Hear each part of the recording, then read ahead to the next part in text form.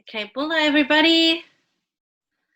We're here talking to you from Melbourne in Australia and Hawaii. And I'm here with Dr. Tarisi, and you're based at University of Hawaii Hilo, right? Yes. Yeah. Do you want to say a little bit more about what you've been up to lately? Yep, sure. So, mula vinaka everyone, vinaka for tuning in to our first talk story. My name is Tarisi Bunindilo, and I'm originally from the island of Kandavu on the south of Fiji. I've been here, actually, tomorrow is exactly 2 years that I've set foot here in Hawaii. Um, for the role that I've got at the moment. So I'm an assistant professor in anthropology here at the University of Hawaii Hilo on the Big Island. And I was in New Zealand before I moved over to Hawaii. So I was at the University of Auckland, Pacific Studies, as well as the Auckland University of Technology in Manukau. So I was working there at AUT Manukau campus, thanks to Walter Fraser and Professor Damon Salesa for their support for all the work that I was doing in Aotearoa, that I was able to complete my PhD and made the move to Hawaii. So yes, I'm really happy to be here at this hour, talking with Kirsty Close and sharing some interesting information about the Pacific, which we both feel strongly about. And I think it's important that we, as Indigenous Pacific people or people of Oceania, we should be proud of our region and get to know more about where we belong, so that we can be able to pass on this amazing knowledge to our children and our grandchildren. Vinaka. Yeah, I should just say to you, Vinaka, for taking the time to do this, and it's been really fun planning this with you and kind of thinking about how we can share what we know with everybody as broadly as possible. So just so people know a little bit about me, at the moment I am running a business called History's Way. I've just changed the name of it. So what I want to do is connect historians or people who are interested in history from across the world. So that includes across the Pacific, because I've worked in Fiji at the University of South Pacific, and then in Papua New Guinea at the Pacific Adventist University. And I've worked at a bunch of Australian institutions like Deakin University, where I'm doing some teaching now, and Bachelor Institute up in Darwin. So I just think there's a great network of scholars who are really interested to know more about the past and have so much to share. And if we're able to use social media a little bit more to do that, then there's lots of potential there for really great discussions. So that's what's going on. That's kind of what's prompted us to do this. And hopefully everyone enjoys what we present. We're happy to take questions and answers, but I'm just conscious that I can't see anything coming up on the Zoom screen. It may be coming up on Facebook, and if that's happening, we will get back to everybody once the recording's finished, and we can answer later. Yeah, but I'll share. I think I figured out how to share the screen so that we can beautiful. look at our presentation. Yay! Yes. This is awesome. Yes. Okay. Click the lock to make changes. Technology, it's kind of working so far for us. Yes. Okay, hopefully that will work. It's amazing. Oh no, maybe it won't work. Can oh yes, it's there. You got it? Oh good. Yes, okay. Yeah, I can see it. All right. Wait. Okay, play from the start. All right. So do you want to just let me know when you want me to move it along? So that I've got our nice Saturday Tok Story image there. This to is start great. us off. Yeah. All right. I So love the you're colors. going to take the lead, which is great. So Yep. I'll turn to you. Okay. All right. Vinakavaka level. As you can see on the seminar content, I've kind of deliberately used the word Oceania. I've kind of, consciously, starting to move away from the word Pacific. And that's something I feel very passionate about, and I'm sharing it with my students as well, the importance of using Oceania over the word Pacific. Maybe for those who may be wondering, why I've decided to do that is to me, the word Pacific is quite restrictive, but also we know that the word was given to us. It wasn't something that we treasure or something that we created. I believe that the word Oceania is much more powerful, and it's much more inclusive, and it's something that is more has kind of a celebratory reasoning to it. So that's why you can see the word Oceania placed there. So Dr. Kirsty and myself have kind of decided that this is not just a one-off. We would like to do a series of it, if it's possible, to do 3 webinar like this, to make it a 3 seminar web or seminar series. That'll be really good, so that this is quite a large topic, and we cannot answer all questions, in one session. So if we could do this on the first Saturday of every month, that will be great. So Kirsty and I will be sharing our plans on social media about the next time we can meet. Because I'm sure the presentation today will encourage people to ask questions, and we'd love to answer those questions too. So I'll try and keep a maybe half an hour presentation, and then have a Q&A at the end for those of you who have questions to ask. Okay, so this is kind of how the seminar or the webinar is divided. So kind of looking at Oceania as we know now, Oceania millions of years ago, and looking to the future. I think dividing it up into 3 parts like this is important, so that it's kind of taking us through a timeline, and we can be able to put ourselves within the timeline. The Oceania millions of years ago is a topic that I'm very passionate about, particularly that this is a topic that not everybody knows. But I've been very fortunate to be part of the courses that I took at the University of the South Pacific. So I just want to do a shout out to my professors that really engaged with me when I was doing my undergraduate there, with Professor Patrick Nunn, Professor Randy Thaman, Professor Gibson, and I think there's also my secondary school teacher, Mrs. Mere Vave Teleni. She was an amazing geography teacher in high school, and I think she kind of planted that seed for me to, just enjoy geography and get to know our islands, what's on top of the ocean and what's underneath. And I think that's kind of something that we need to learn and appreciate, and kind of be aware, when an earthquake happens, why? When a volcano is exploding on the island of Tanna, or when the volcano is exploding here on the big island of Hawaii, why is it happening? Because there's some geological reasoning about it, and it's so fascinating. So we're going to talk a little bit about that today. Okay. Okay, next. Okay, next slide. Thank you. Yeah, so today's, hopefully by the end of the seminar, we can be able to familiarize ourselves with the islands, the names of the islands, and also appreciating the changes and the naming of some of our islands. At the moment, most of us are like talking about Melanesia and Micronesia and Polynesia. All these words were given to us. They were words based on anthropologists. Yeah, they came into the Pacific, and they looked at how we look.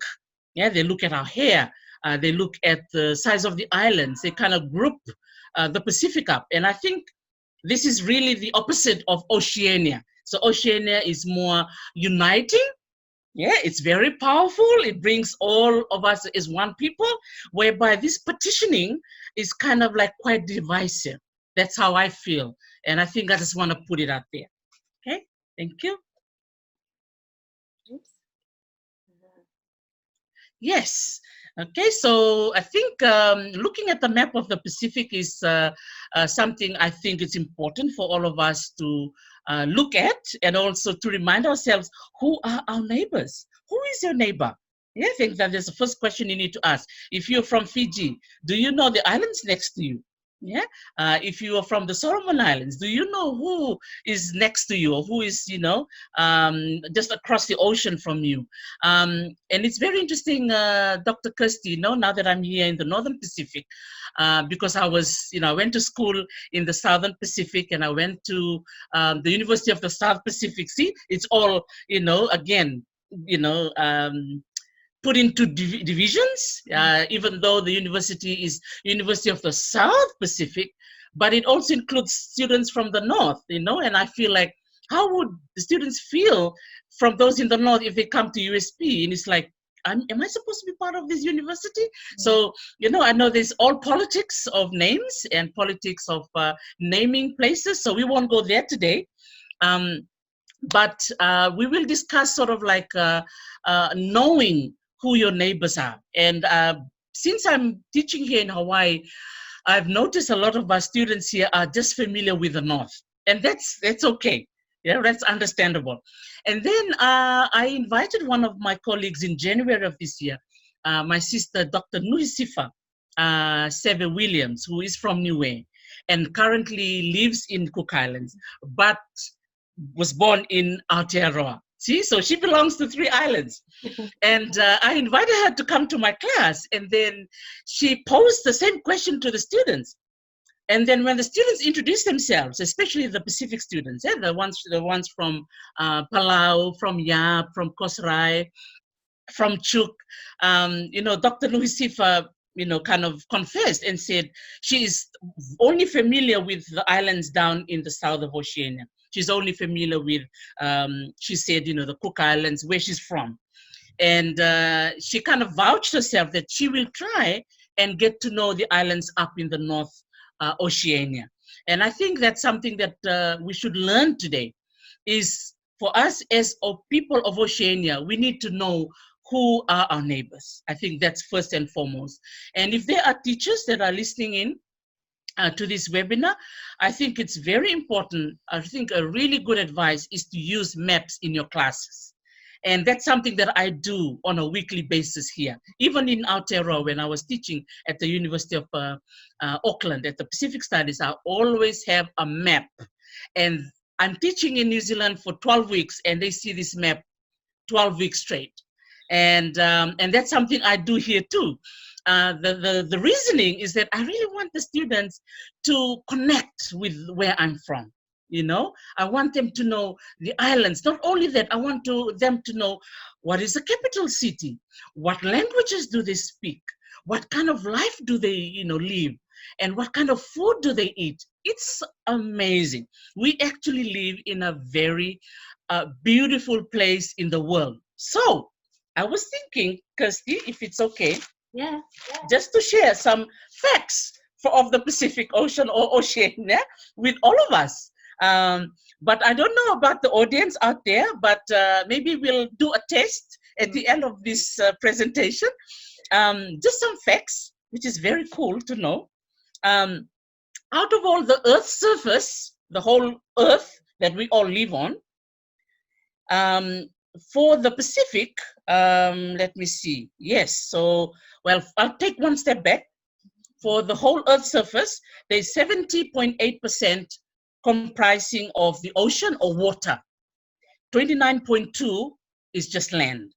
Okay, so that's putting Oceania into context. So this is the whole world.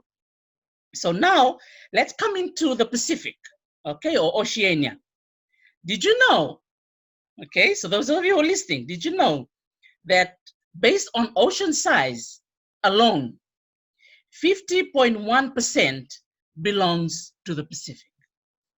Okay, so that's just the Pacific Ocean. So here, we get to understand and appreciate how big and how vast where we live is in comparison to other parts of the world. Yeah, so that's something to kind of ponder on, and for us as people of Oceania to be proud of where we come from. And it's very important as a result that we should know all these facts. As teachers and as parents, we are teachers from home, we need to tell our children these facts. Yeah, so 50.1% is what they say for Pacific Ocean, 26% is the Atlantic Ocean, 20.5 Indian Ocean, and 3.4 Arctic Ocean. Yeah, so there you go. So that puts us into, looking at the whole world and looking at this map. Yeah, so we actually play a very important role globally. So taking us back 100 and plus years ago, no wonder, Portugal, Spain, France, Russia, the US, all these places, including Germany, they were interested in our region. There were so many things that was happening in our region, even though we were the last, kind of like, as they say, the last frontier. Yeah. But there's a lot of things that we need to celebrate that comes from this part of the world. Now, did you know, okay, that the deepest trench in the world is in Oceania? Really? Okay, the deepest of the deepest trench. As you know, there's lots and lots of trenches all around the world, but the deepest is up in the northern Marianas. Yes. Okay? So the Mariana Trench is the deepest, and I've got the numbers. It's 11,022 meters.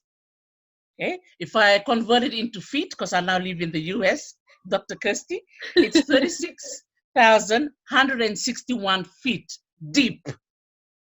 Okay, so that's, yeah. So, it's just amazing to look at all these facts and realize, wow, there's a lot happening in our region. And the question is, how much of this information do we know? That's why this webinar that Dr. Kirsty and I are organizing is so crucial for us as a people. The other fact about, did you know, fact, that the tallest mountain in the world is also in Oceania, okay? And it's behind my house, all right? So not literally, but just, I can see it from where I live. It's Mauna Kea.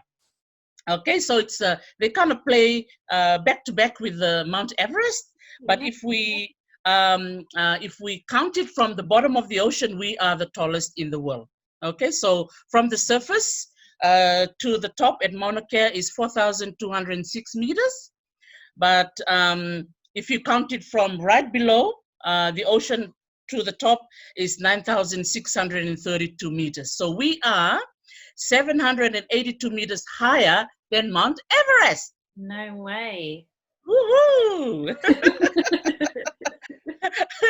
So, so it's kind of a good way to set the scene about this amazing webinar that, you and I have started, and for all of us to remind ourselves how special this region is. There's just two facts. The line is long, but I will just focus on those two because part of our discussion today is looking at the geology of the Pacific region, the geology of Oceania, and making us appreciate about the places where we live. So I'm from Fiji, as you can see there, is right in the middle. So I always tell my friends that we are the center of the universe, because we are. So it's right there in the middle. And then I lived in Aotearoa, New Zealand, and then now I live in Hawaii. So, and then for you, Dr. Kirsty, you worked in Papua New Guinea, yeah? Yes, that's right. And Fiji. And Fiji. Yes. And now, been most of the time based in Melbourne. Okay. All right. So there you go. And you did some work too in Darwin? Yes, that's right. So way up the top of Australia. Right. Further away from home within my own country, but yeah. Yes, absolutely. Yeah. So it's really kind of just a way to, put everything into perspective by looking at our beautiful region and appreciating our islands, also our ocean, but also, understanding what's underneath the ocean. That's just amazing. So I'm going to share some of those facts with you. Yeah, so the next slide. Awesome. Yeah, so in this picture, again, showing a lot of our young people, and I think I deliberately, include these images to show these are our young people of today. Yeah, so so much beauty and so much color and so much promise. And I think despite the COVID-19, situation that we are facing at the moment, um, we're hoping that our young people, will have a brighter future if we, I think, yeah, put some plan of action together. How we manage our natural resources, how we, look after our indigenous knowledge, how we incorporate the knowledge from our elders who are still alive today to transmit some of their knowledge to the current generation. I think this is quite a powerful picture, because in the whole of Oceania, we have a very, very young population. Okay, so as most of you would know by looking at the division. So as I was saying, even though I use the word Oceania, I'll just use this for convenience, yeah, for today, particularly for some of you who may not be that familiar with our region. So in many publications, you've got Micronesia, Polynesia, and Melanesia being used quite a lot in many publications and books. But if you see Fiji, we always being the problematic one. If you look at this map, we are into Melanesia. Some publications we are under Poly, and then some publications we are in both. And so it makes it very fascinating. But then for me, I want to add into the problem is that we also have some Micronesian influence. And the Micronesian influence into Fiji was based on navigation. So we have to acknowledge our navigators of Micronesia. They also contributed to some of the amazing double hull canoes that that Fiji is well known for in the field of navigation. The Ndomondomo, which is the mast that the sail is attached to, has some influence from our navigators in Micronesia. Yeah, so it's something that for us in Fiji, I always tell, when there's a debate as to which of these groups, that we belong to, I often say, let's not debate, let's celebrate. Celebrate the fact that, before the groups came to be, the whole Oceania region was one. Yeah, so the whole Oceania region was one. And I always never forget the map that Captain Cook put together with Tupaia, the Tahitian navigator. So they were writing this map in Tahiti, but Tupaia even wrote the island of Rotuma on his map. So he knew the islands to his west. Yeah, the west of Tahiti, he knew the islands of by heart. Yeah, so Captain Cook and his team, they wrote they drew the map, but he named all of them. Yeah, so there you go. That's another wonderful example of how our people were well-known navigators, and they were well-known of creating this amazing ocean-going vessels that were what you call Dr. Kirsty, that marveled a lot of the Palanis that came into the region. You've got anything you want to share in that regard, Kirsty, about these big canoes? The big canoes. Oh, well, all I can think of is Drua. You know how there was a big celebration of Drua? There was a performance going on when I was in Suva a couple of years ago. And just, that there has been that focus on how important they were in bringing people in and remembering those really amazing navigational skills and how to read the water, really. Yes. Yeah. Absolutely. And I think even at some books and even at the Fiji Museum, it's been known that some of the large ocean vessels, the double hull canoe or the Nrua, that is known for Fiji, as you mentioned, Dr. Kirsty, is that, some of them were recorded in Captain Cook's journal. They had about average of 300 people on one canoe. Yeah, that's minus the cargo. Yeah, so that alone, reminds us again, the ingenuity that our ancestors have. They are scientists in their own right. They are, meteorologists. They are, you name it, all the scientific words that you can put together. They're botanists. They know the trees. They know which trees to use for certain vessels. And even they have the way of using the mani, the coconut sinat, to join all the wood together, and then also the use of the glue, all natural.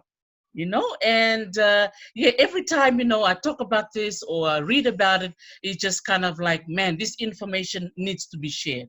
It needs to be shared to our younger generation, and I'm so happy for many of you who are listening in today. Okay, so for the benefit of those of you who may not be familiar with the region, so I've got a couple of slides that kind of sort of differentiate the three regions of Melanesia, Polynesia, and Micronesia. So I usually use this in my classes too, so that the students can kind of get to appreciate and know how these words came to be. And then towards the end, I kind of say to them, you only learn that to know the islands, but at the end of the day, knowing that these words were given to us. So looking at these pictures here, Melanesia incorporates the islands of Vanuatu, New Caledonia, Fiji, the Solomon Islands, and who else did I miss? Vanuatu, New Caledonia, Solomon Islands, Fiji. Yeah, that's us. So these are some of the pictures that I've included here. Again, I think I should also include the Torres Strait Islanders. They are part, they kind of incorporated under Australia, but they also have connections with Papua New Guinea. They're such a beautiful place. And of course, West Papua, we always remember them too, as part of knowing our prehistory. So they were part of us. So again, there's so much beauty in looking at the picture on the right, especially our hair and our shell ornaments. That's something that we're very proud of. For me, I wear my fro everywhere I go. There should be a t-shirt there, Kirsty. Exactly. But that's something that puts my country in the world. Everywhere I travel to, people often hey, are you from Fiji? So it's kind of a nice way to connect with people. So I'm proud to wear my hair like this. But that's something that the anthropologists, when they came in the 1800s, they knew that a lot of us in the Melanesian region share the same feature like this, and I'm sure we're all proud of it. Okay, so there you go. So that's the map of the islands that incorporated what Melanesia is today. So there's Papua New Guinea there, Vanuatu, Solomon Islands, and Fiji, and New Caledonia is just down to the south of Vanuatu. Okay, so again, one thing I admire and celebrate with the region of Melanesia is the color. And of course the beautiful smiles. The children are so beautiful. And again, in Papua New Guinea, a place of more than 800 languages, Kirsty? Yes, 800. I think somebody said it should be more than 1,000, but definitely everybody knows the 800 number. But again, it just shows the beauty of Papua New Guinea and the languages they possess. So 800 languages in PNG and more than 100 in Vanuatu alone. Okay, so there you go. So again, the picture here, I love the one on the left here. So these are the women of Solomon Islands from the island of Malaita, and the use of shells as part of their body ornaments or body adornment. And to the right, women of Fiji. Okay, to the region of Micronesia. So the key here is micro. So even though they are referred to as small, but they represent such a vast region of ocean. So these are the islands that is incorporated under Micronesia. You've got Kiribati, Nauru, Federated States of Micronesia. So under the FSM, we've got Yap, Chuuk, Pohnpei, and Kos Rai. under the FSM. And then Palau, Saipan, the Marianas, and Guam. Yeah, so again, such a beautiful place. And I think in the next couple of slides, I've got a couple of images from this region. Okay, so just look at that. Yeah, again, the ocean that surrounds this beautiful place. I was speaking to a Fijian girl, Dr. Kirsty, from Fiji. We went to the same high school. She's a pilot. She flies in, some of the islands up there in Kiribati. And it's just amazing to see her daily stories. And then another colleague of mine who works in the museum in Tarawa, the capital of Kiribati, she told me that if she wants to fly to Christmas Island, which is an island in Kiribati alone, she had to fly to Fiji and then catch another plane from Fiji to go back to Kiribati, to go back to that particular island. So that just shows how wide and vast this region is. Yeah? So getting us to appreciate the northern part of Oceania. Okay, so here, those are the 4 places I talked about, yeah, under the FSM. So Yap, Chuk, Pohnpei, and Kosrae. Okay, so there's more islands here. So again, making us appreciate, see, asking the question, who is your neighbor? Okay, so it's very important. Our brothers and sisters in the northern part of Oceania, they know who their neighbors are. They know the Palauans and Yap, and look at all those islands. So I'm challenging our people who are listening today. If you're from the southern part of Oceania, let's spend a couple of hours today to learn about the islands up in the northern part of Oceania. Let's learn about them. Yeah. And another thing too that I do, Dr. Kirsty, I get my students to say the name of the islands. Yeah. So when you say it, yeah, you confirm it and you know it and you'll remember it. Yeah. So that's another kind of technique, yeah, of getting our students or our learners to appreciate our islands. Good way to memorize things. Yes, absolutely. And again, here, look at this. Look at these beautiful colors, right? And our young people again. And I think that's the aim of this presentation, Dr. Kirsty, to try and get our young ones. As I was saying before, it's a youthful population we have in Oceania right now. And these are going to be the future of Oceania. And what a way to, celebrate our cultures and continue leaving the legacy for our young ones. Okay, so more faces. So I just love putting up pictures like this. And again, it's very important, for us to be reminded that these islands, most of them, are not empty. We have people on the islands. So these are the people that occupy many of the islands that we saw on the map. Okay, so here we're going to move quickly to Polynesia. Yes, so poly means many. Yeah, so we'll go on to the next slide. So now we've kind of learned a little bit about Mela, Melanesia. So Mela comes from the word melanin.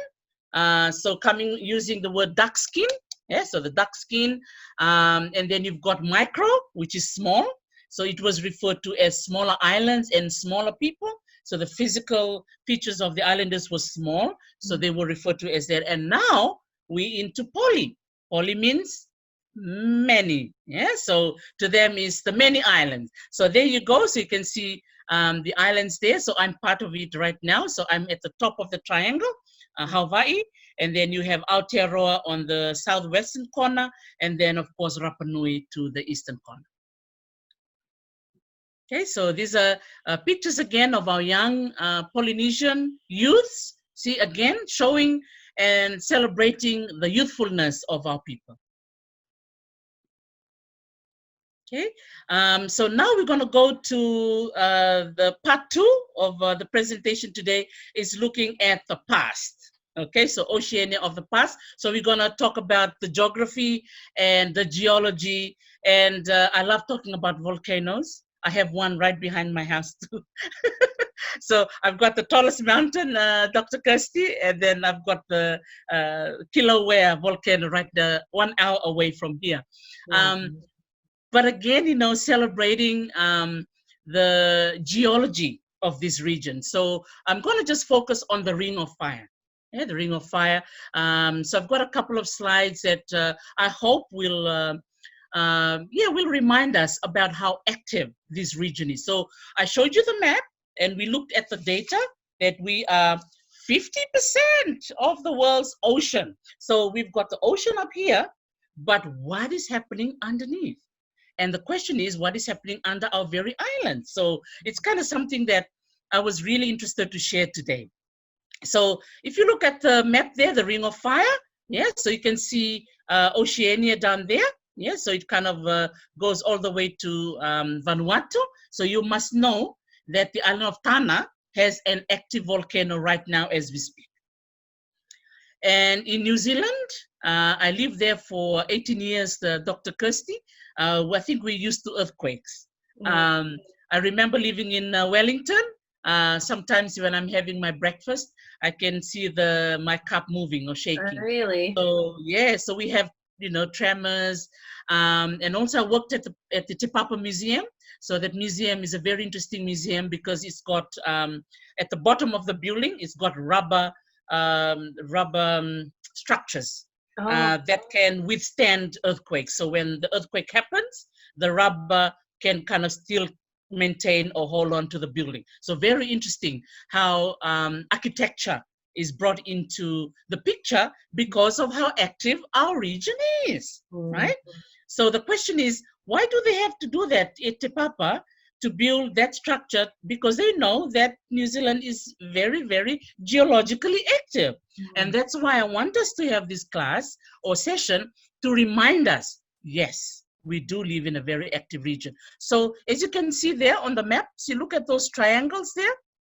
Those shows the places that are active. Yeah, so something for you to think about and place yourself into this ring of fire. Yeah. So if you notice the map of Hawaii, so where I'm actually speaking from, I've got a red triangle right there. Yeah. So there you go. Yeah. So every now and then we feel, the tremor. And I think Papua New Guinea 2 weeks ago, they had a very large earthquake.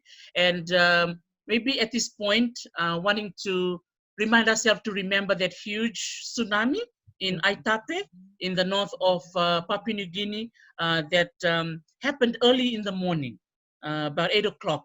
There was a huge earthquake. So earthquakes and tsunami are related. Yeah, so I'll just maybe touch a little bit about that. Maybe in the next slide, you might have some of those information as well. Yeah, see, look at all of this. So it's kind of taking us, Dr. Kirsty, into the topic of plate tectonics. Yeah, so right underneath our islands, we have the two big plates, the Pacific plate and the Indo-Australian plate. Okay, so these are the plates on top of the Earth's surface that moves. Okay, so they're quite movable, so they move all the time. And so the plate boundaries, it kind of makes us learn three elements of this kind of plate. So one is divergent. So these plates underneath, there are certain plates that move away from each other, diverge, okay? And then we've got convergent. So convergent plates that move in together. They have to go in together. And then you've got transform plate boundary, they slide past each other. Okay, so very interesting to know about these plates. Okay, and to give you an example, the St. Andreas Fault in the United States is an example of a transform plate. Yeah, so the plate, they move past each other. And I think the 2013 earthquake in Christchurch, the big one that happened there, it was part of a transform plate boundary. They're moving, but going against each other. So that was the big earthquake that happened there.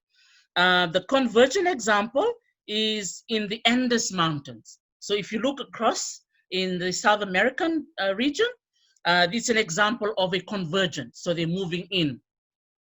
And the divergent plate is the East Pacific rise.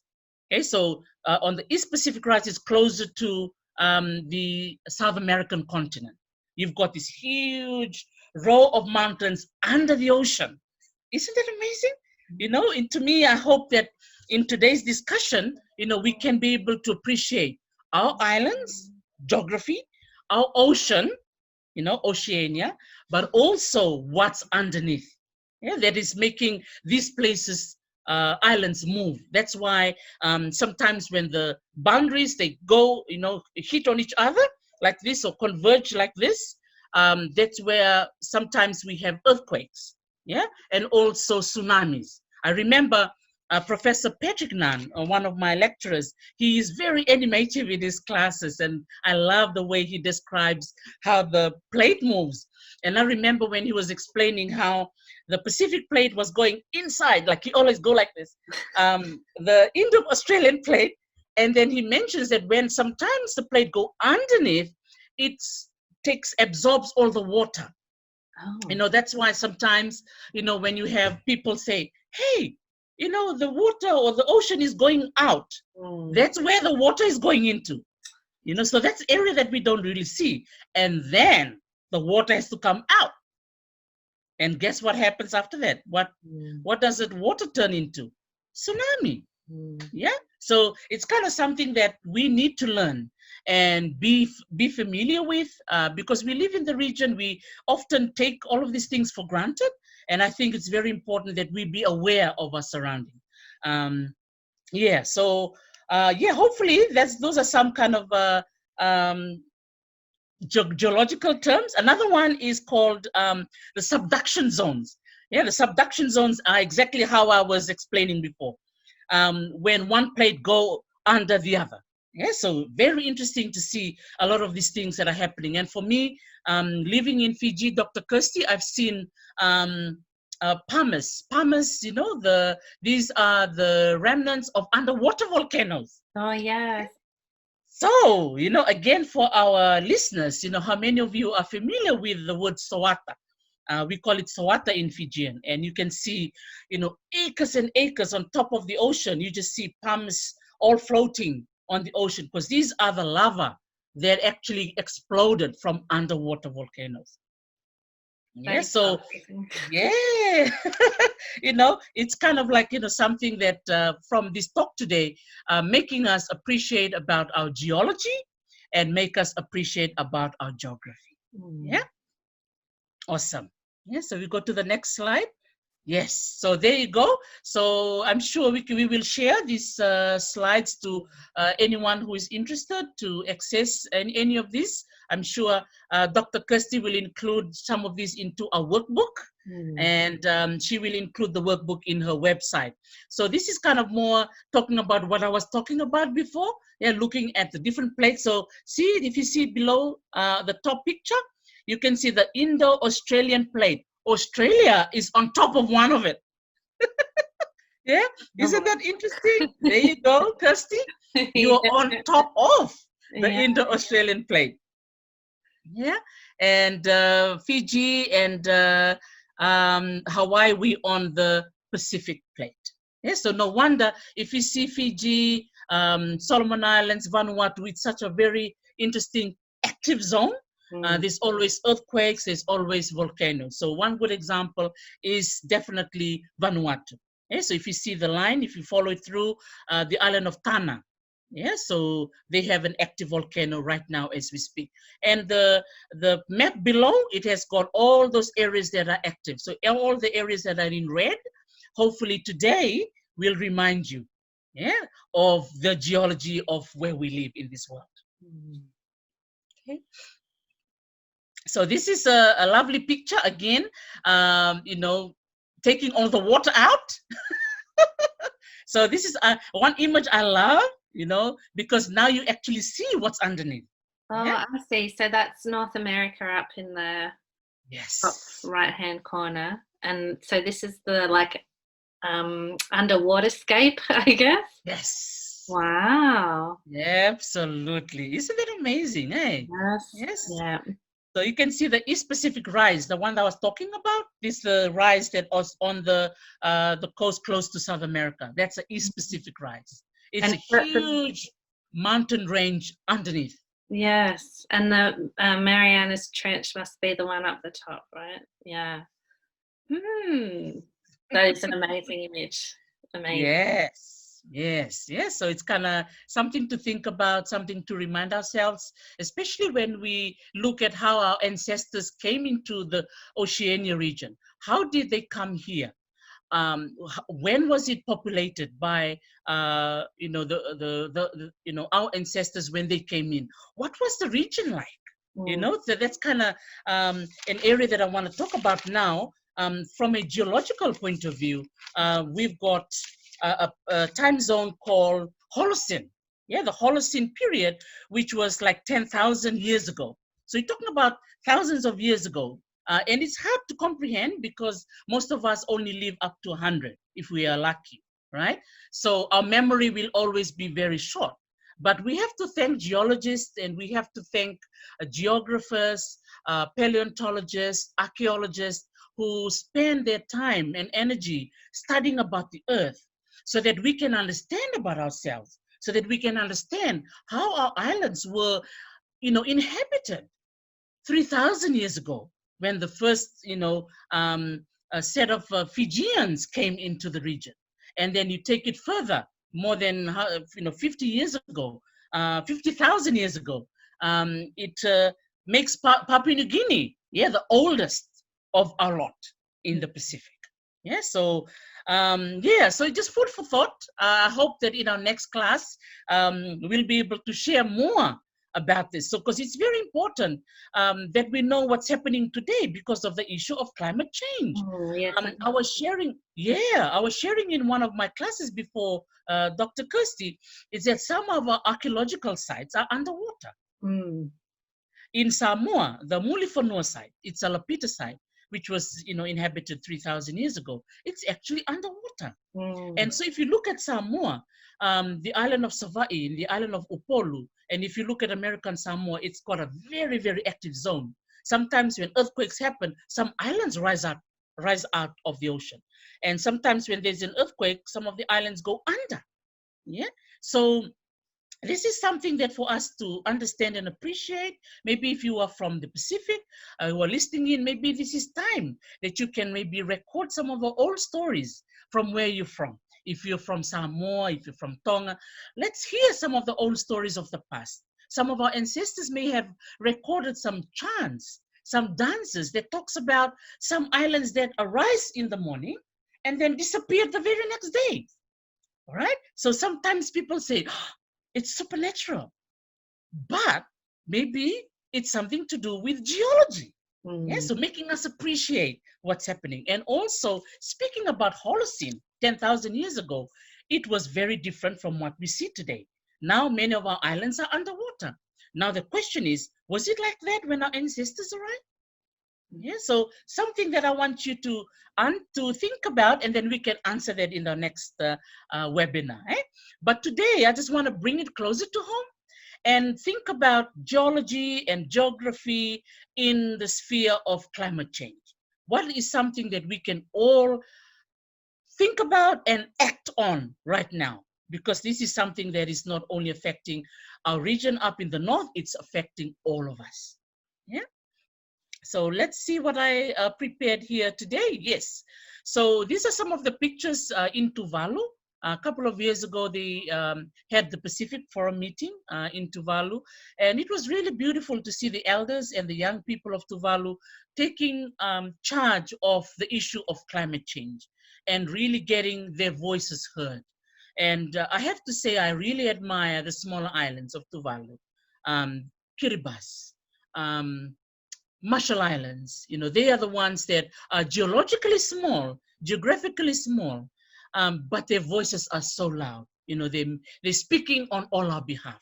And I think it's very important in our webinar today is to make us think of our neighbors, knowing who our neighbors are, but also understanding what they're going through. Because many of these islands, as we all know, are facing the issue of sea level rise, and they are facing it on a daily basis. Okay, so in the next couple of slides, I've incorporated these images to make us think about our role in the whole discussion of Oceania, thinking about our prehistory, thinking about history right now, and thinking about our future. Okay, so something that we can all act on. And then now looking at these images as well, some of the regions that are facing the full brunt of climate change. And here are the leaders of the Pacific region, including Australia, I think, and New Zealand. So we can see Jacinda as well as the Prime Minister in Australia over there. So yeah, is it? Do you know his name, Dr. Kirsty? Yeah, Scott Morrison. Morrison, yes. Gomo, we call him. Okay. So I hope that this picture will provide some hope for all of us that are listening in today, especially when we are, thinking about our past. But I hope we don't forget our past. I really want us, from some of the takings from this webinar, is for us to maybe take some lessons from our elders, take our lessons from our ancestors. What did they do when they faced with this kind of climatic issues? Yeah. So let's see what I have in the remaining images as well, my sister. This is where I've put in some stuff that I had from Papua New Guinea, but I think we might talk about that next time, right? Because we've been going for about an hour. Okay. So yeah, we can. So you want to do this later? Yeah, I think so. I'm just worried that people are going to run out of data and stuff. Okay. All right. Yep. Okay, so that's cool. And yeah, so I think that's some of the key things that I want to share, making us appreciate about our region, geologically speaking, geographically speaking, thinking about what young people can do today in terms of the issue of climate change, but also for me, really encouraging us to take a leaf of encouragement from our past. Yeah, so thinking about our past, thinking about what our ancestors actually did when they arrived into the Oceania region, and what we can learn from them, taking us to the future. Yep, so I leave it there, my sister. Yes, Vinaka, that was awesome. Yeah, there's so much more to talk about, isn't there? But it's so nice to just start, and I've enjoyed thinking about volcanoes and stuff again, because it's been a long time since I've really sat down and read about that sort of thing. And there was actually an earthquake not too far from my mum and dad's house the other week. And so, yeah, it does happen here. It's not nearly as frequent as it is in places like New Zealand, but it does happen.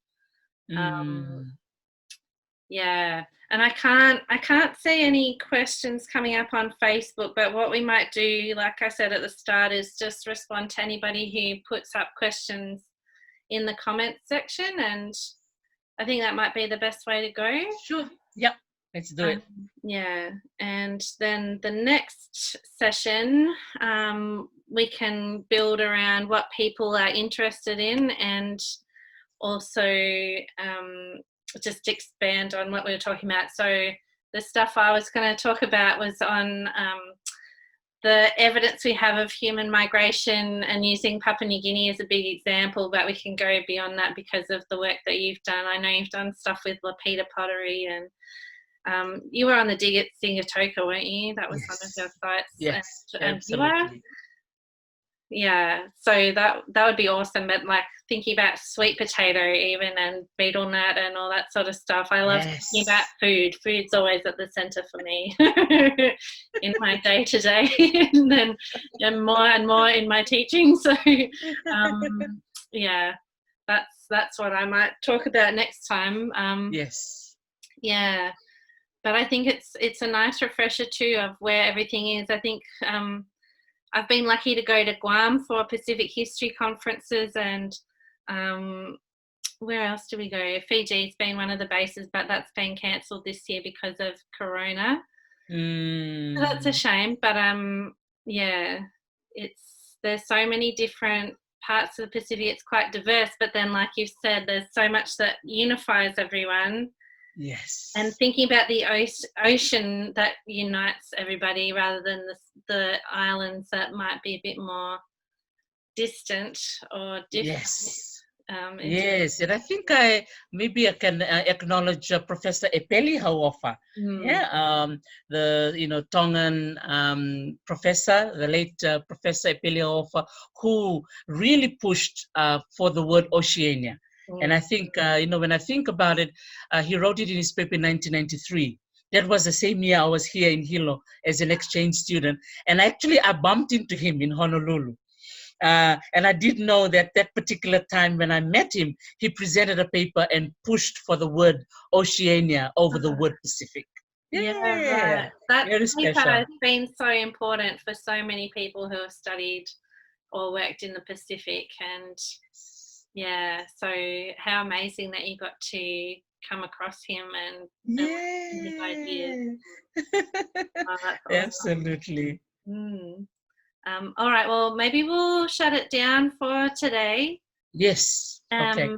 And then we can share. I'll send you the file and all that sort of thing, but I'll message you later on Messenger. All right. Awesome. Thank you so much. Inaka. Okay. Inaka mane.